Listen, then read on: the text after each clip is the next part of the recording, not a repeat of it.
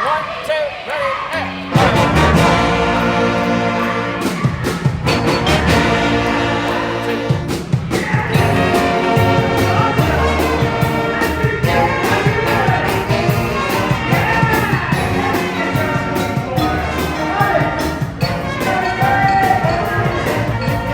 Hello and welcome to Cool Coffee with Kansas Principals. By and for school administrators, this podcast is intended to promote candid discussion and insight about our great profession. My name is Rick Sola, principal of Chisholm Trail Middle School in Olathe. I am the host, but I am certainly not the feature. Sit back, take a sip, and enjoy. This is Cool Coffee. Let's get started.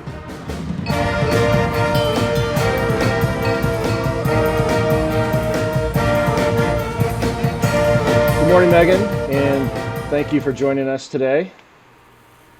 Oh, good morning.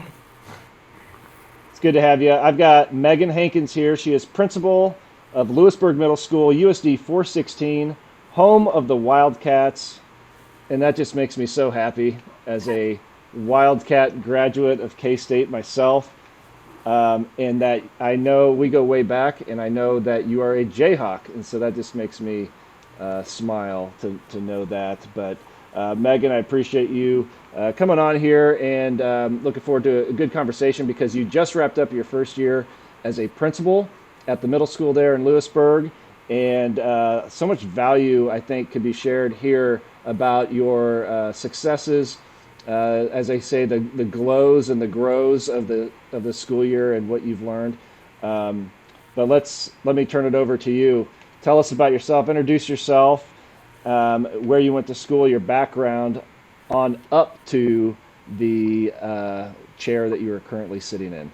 Hi, Rick. Thanks for having me on today. I just wanted to address the Wildcat Jayhawk situation. I want to thank Chisholm Trail and the 23 years that it took me to get used to wearing a Wildcat / Powercat. Thankful for those 23 years that they were green. I am now at Louisburg, and we are purple, so I've had to stomach the purple Wildcat, but I'm 100% proud to wear it every day. But yeah, so thank you for getting me used to that Wildcat. Yeah, so I,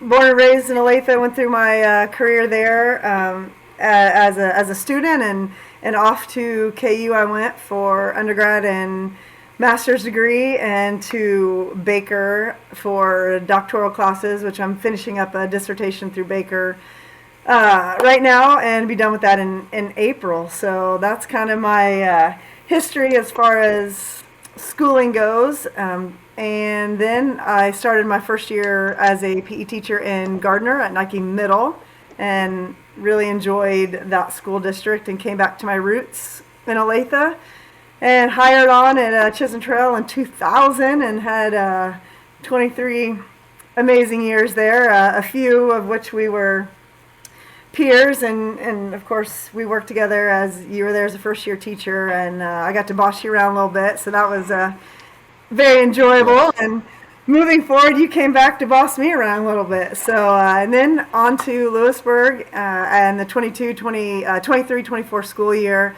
as a principal, and now I'm getting ready to start back on Monday for my second year. So that's a little bit about my career and how I got there. I started, in the teaching process, and kind of decided I need a little bit more, and went and got nationally board certified, and that filled up my bucket a little bit, and decided I needed to go back again to get my doctorate in administrative leadership, and sat on that for a little bit, tried to raise a few kids here and there, and then decided it was time to make the leap, and with a lot of support, that's kind of how I landed in Louisburg.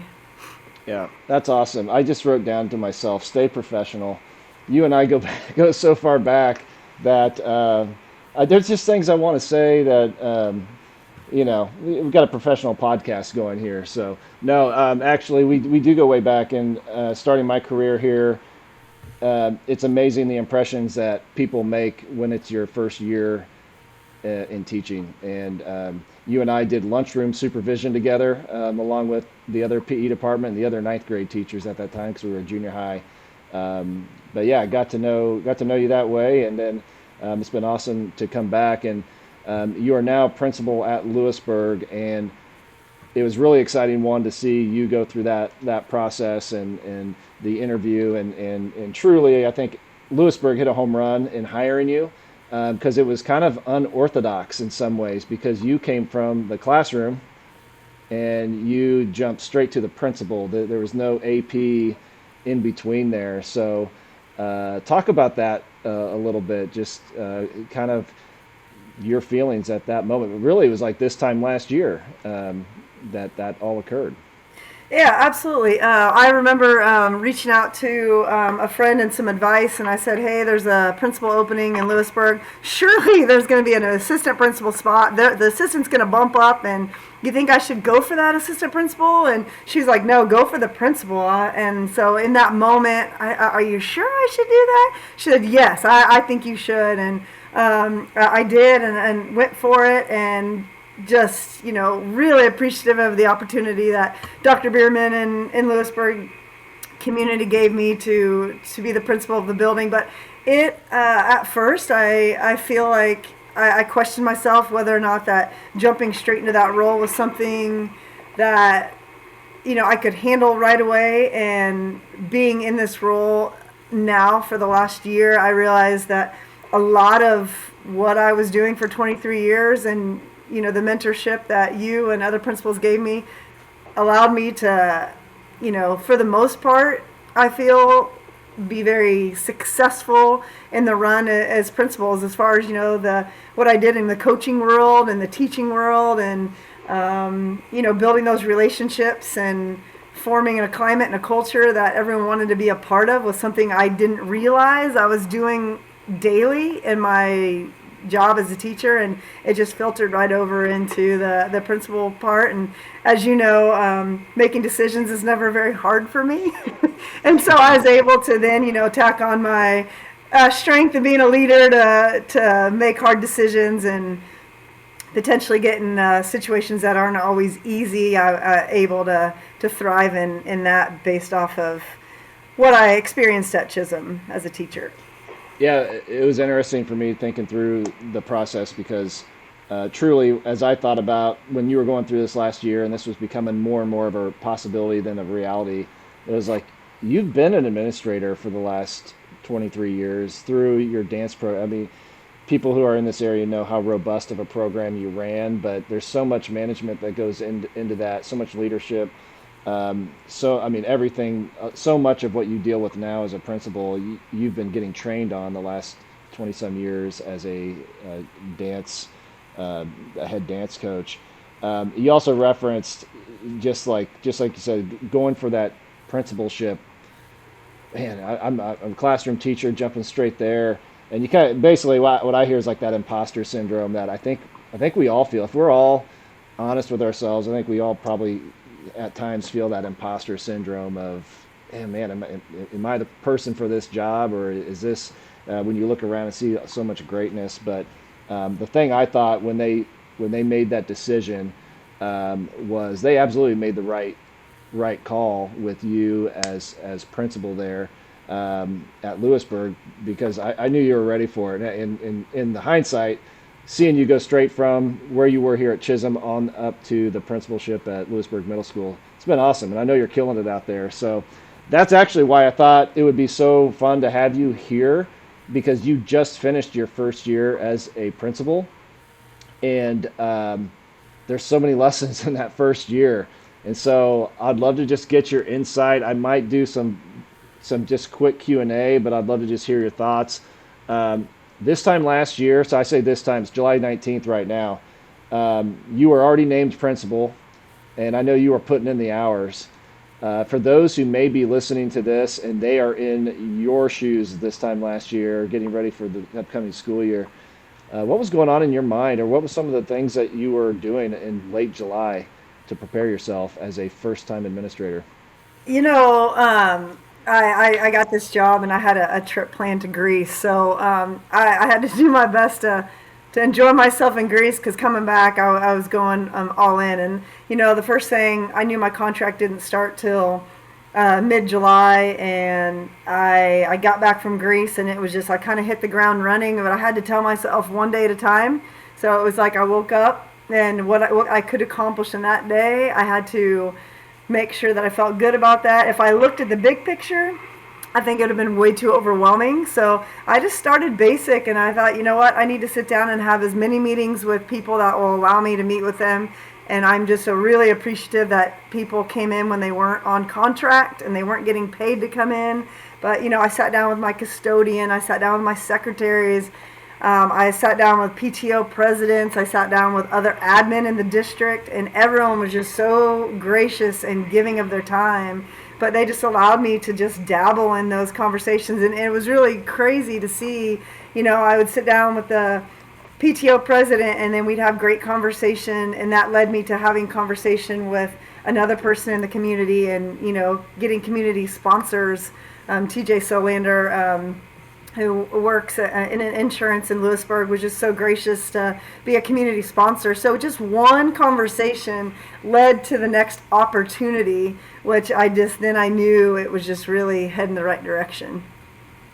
It's awesome. Yeah, you said dabbling in conversation, and I think that's a really good way to describe what's necessary. You're going into a new building, a new profession in many ways, you know, in the field of education, but a whole new role, talking with so many people. And all the while, they're all trying to figure you out too, and what are you all about? But you know, the way you gathered information. Is there anything, like, if you could tell yourself a year ago what you know now, what would that be? What do you wish you knew then that you know now? I think I was definitely focused on the job. I was definitely focused on trying to understand the community and what their strengths were and what they were needing. But I think that if I would have just told myself a year ago, be you, be who you are, continue to, you know, exemplify the work ethic and bring to the table everything of truly what my roots are, then I might have gone in a little bit more, with a little bit more faith and trust that everything was going to be okay versus worried about, you know, not necessarily being judged, but not coming in without experience, and maybe a little bit on the insecure side of wanting to do the job so well. But I really think if I would have just trusted my gut as who I am and what I was bringing to the table, I would have maybe been, I feel like I was authentic in my job, but it might have been come through a little bit more. I think that word authentic is so important in education, especially working with people in general, but especially with kids, especially with middle school kids, that authenticity, which you clearly have, but a really good word to describe that very beginning, those very beginning steps of, you know, because you also, I think the balance as a new administrator is always you want people to have confidence in you, so you want to have answers, and sometimes the right answer is, you know what, I need some time. I need to take a moment on this. And so, is there anything in the course of the school year that was a big surprise for you? Didn't expect it. I don't think I expected. I know that my job and my passion is to be a support system for all the staff, and, you know, be their biggest cheerleader. But my biggest surprise is the amount of staff members that I felt like were cheerleaders for me in the job on a daily basis. And it just, truly, I just appreciate knowing that they wanted me to succeed just as much as I wanted to succeed, and they were a cheerleader. It's like part of me wanted to be like, no, that's my job. my job is to support you and cheer you on. Your job is not to do the same for me. But they came out of the woodworks and did that. That was definitely my most unanticipated surprise, I think. That's awesome. That's also humbling too, I'm sure. Very much so. When your staff come out there for you. Talk about, you know, we have some overlap in administrators we've worked with, and I know you've got some really good advice you've gotten from some that we have shared, probably a bunch since you started out in Lewisburg. But what would you say is the best advice? I'm going to ask you two advice questions. The best advice that you've received as an administrator, and then what advice would you give for an administrator right now, especially one that might be starting their first first job? I've received so much advice over the years. I feel like a lot of the advice that I feel like I've received has been in the actions of other principals that I've just watched and I've learned from. Some great advice is basically go in and learn the climate and the culture, and don't try to change too much right away. Just get a feel for, what your staff needs from you, what your students need from you, what the community needs from you.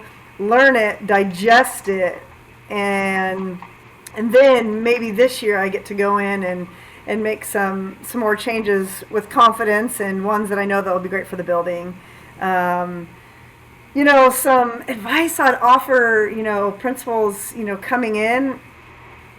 A lot of people say, hey, welcome to the dark side. But I truly, do not feel like I'm on the dark side. I do not feel like I'm alone. I do not feel, so I think the more that you embrace the people that you work with, everyone, your kitchen staff, your custodians, your secretaries, your teachers, your paras, the more you embrace them and the more vulnerable you're willing to be to let them know truly who you are and what you want to do for your school, I think you will not be alone. And nobody wants to be alone, right? And nobody wants to be on an island. And, I work in a smaller school where, I just have one assistant principal, and I don't, and there's not a lot of, most of the people I work with are my teaching staff. And so I've just be vulnerable. And your relationships will come, and it won't be dark. Nobody wants to have it be dark. It's good. And if anyone's listening who's starting their first year, I think that's really good to remind yourself. It's it doesn't need to be dark, and you've got a whole bunch of people around you that are there to support you. And being vulnerable, I think it goes back to being authentic. And we're not robots. We got to be measured, and we need to make good decisions and things, but certainly the input and the relationships that you build are so critical. You're a very busy person, and that's aside from the job that you hold. You've got 3 kids. You're involved in so many things, and I know what kind of worker you are. You're the 110%, 100% of the time. And how do you balance all that? You've got 2 now going. We got 2 in college. 2 in college. And then 1 in high school, but 1 a recent high school graduate. And so this past year, I know it's been super busy. But what do you do to balance out and still be able to be mom? First, I think all the things that I've gone through to get to this position, my own children have seen the rise and the falls and the struggles and, wanting to pursue this position. And so they respect, my wanting to work and to do right by everybody. My number one thing to my staff, and I stood up the very first day and I said who I am and what I represent, and I represent family, and I expect all of my staff members to put their family first. And I have that conversation day in and day out. I live by that. I treat them that way, and in turn, they also treat me that way. And I put as much effort and organize my schedule so that everything that I need to be at and that I want to be at, I can give 100% to. And then the things that I know that I need to be at for my own kids, I do have to trust other people in my building. My assistant principal to help me out. He's got kids as well. And so we just do a really great job of saying, hey, you go be with your family, you go to your kids' games, and I'll cover these events, or I'll be at, here supporting our community, and he does the same for me. And so I think it's great having that relationship with him, but family first. And I'm a mom, and I love watching my kids grow. And yeah, Rosie was in her senior year, and I really don't think I missed anything her senior year, but I also feel like I didn't miss anything in my building. So just that organization piece and just letting everyone know where you stand. And I support you and your family, and I do that when they need me to support them, and they support me. So I think that's very important. What a great message for your staff to hear, and then a positive example on the flip side of it, just that you live your words too, because it's really easy to not live that advice, and it's really hard sometimes to step away from your job because you feel that ownership, and so now I'm sure your staff loved to hear that. Um, you're on the cusp of starting year 2 as Principal Hankins. What's on your mind right now? I feel like last year was a year of grace, and everyone gave me grace. I feel like, Dr. Bierman gave me a lot of grace, my staff, the parents, the students, everyone did. And uh, I just, I know more, and I have to do better, and I have to keep what was good, good, and I have to grow in areas that need work. And I'm here for it, and I'm able to own and recognize areas in which I feel like I need to get strong. And I spent the summer kind of going to different trainings, trying to grow in areas where I need that growth, and not afraid to ask for help, but also know that the community is behind me and they support me. But I know more. I just got to keep doing better, and I'm going to keep learning. Awesome. All right, couple more questions, some quick hitters. Tell me you're a principal without telling me you're a principal. Well, Rick, you should you know, a couple things. One, I got a checklist a mile long, and I go into a day, and I'm going to complete that checklist, and I'm going to knock everything out. It's going to be a great day. And I leave the building, and I come home with the same exact checklist, and nothing gets checked off. However, I put out a lot of fires. I joke one day I walked into work, and I had a staff member was like, "Hey, I appreciate all you do. It's the end of the year. 8th grade's going to Worlds of Fun. Here's a Dunkin' Donuts coffee." And I was like, "Oh, that's my favorite. You're the best." And I start to drink it, and I don't think 30 seconds went by. And let's just say there was a little bit of entertainment in the hallway behind me, and the coffee went one direction, and I went the other. And I didn't get a sip of the coffee that day, but and I don't know that I remember anything else happening that day. It was just, Yeah. a whirlwind of events, but I missed out on the coffee. So I did not put you up to sharing that story. That's like the inspiration behind the name of this podcast, Cool Coffee. Oh, Is it's kind of double meaning. I hope this podcast is super cool and everyone wants to hear this cool new podcast. But it's really about our coffee that we all have our morning drink. I'm a coffee drinker. I come in, I brew the coffee, I put it on my desk, and then something happens. And by the time you get back to your coffee, it's a little cool. So that's the inspiration. So it could have been spilled coffee or like knocked out of my hand coffee podcast. I don't know. But yeah. Ironic that is the story I chose to tell. Yeah. I agree. Coffee gets cold on the regular, but by gosh, I'm drinking that thing, no matter if it's 8 or if it's 11. But I'm gonna put that coffee down. yeah. Um, So I'm going to give you a chance here before we wrap up. You and we've connected off and on over the last year, and every time I talk with you, one, you're so energized, and like you've got so much energy, but you're energized. I can just see it with the job that you're doing. But you always speak so highly of the place that you're at, Louisburg, Louisburg Middle School, but the district. And so I want to give you a chance, just brag on your people, and just for anybody who's listening, tell us about Louisburg.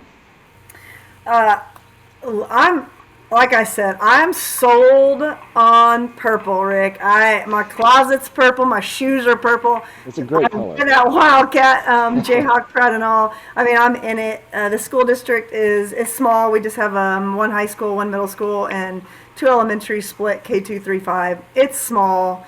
I never realized coming from Olathe, which I bred Olathe.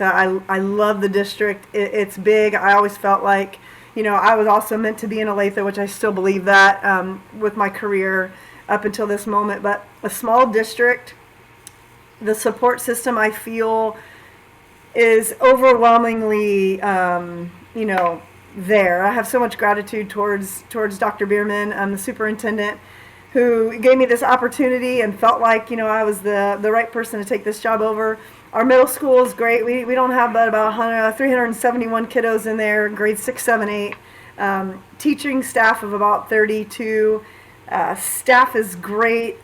They work so hard. We're number one in, the state at our grade level for assessments and in the Frontier League. And our teachers are always up for the challenge to keep pushing hard. But not only that, they build relationships with our students. And their ability to, a lot of them have grown up in Louisburg. They teach in Louisburg. Their kids go through Louisburg. They live there. And man, Friday nights, it's Friday Night Lights. It's like kids show up with boots and jeans and proud football jerseys, and the whole community goes out to those football games. And so it's just something I'm really proud to work for every single day. And I go to work and I'm energized. I'm passionate. But man, I loved my time in Olathe equally, and now I'm on to my passion in Lewisburg, and so yeah, support, endless support. Yeah, that's awesome. And like I said, I definitely picked up on that. It's been fun to catch up. We just connected with another principal friend of ours a few weeks ago and just debriefed the school year a little bit. But yeah, it just sounds like an amazing district, amazing job, and I know you're just killing it out there. And year 2 is going to be every bit of year 1 and more.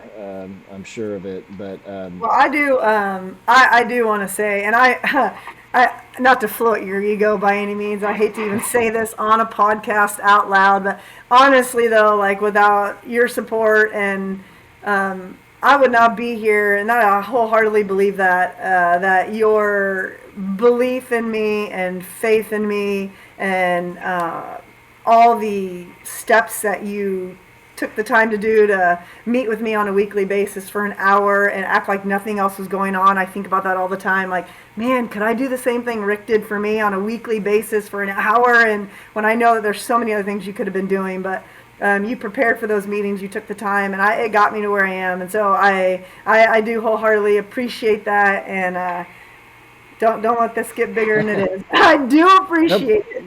Please go on. No, no, it was awesome. It was fun, and of course, and it's just awesome to see you out there in Louisburg, and then stay in touch. And I know we will.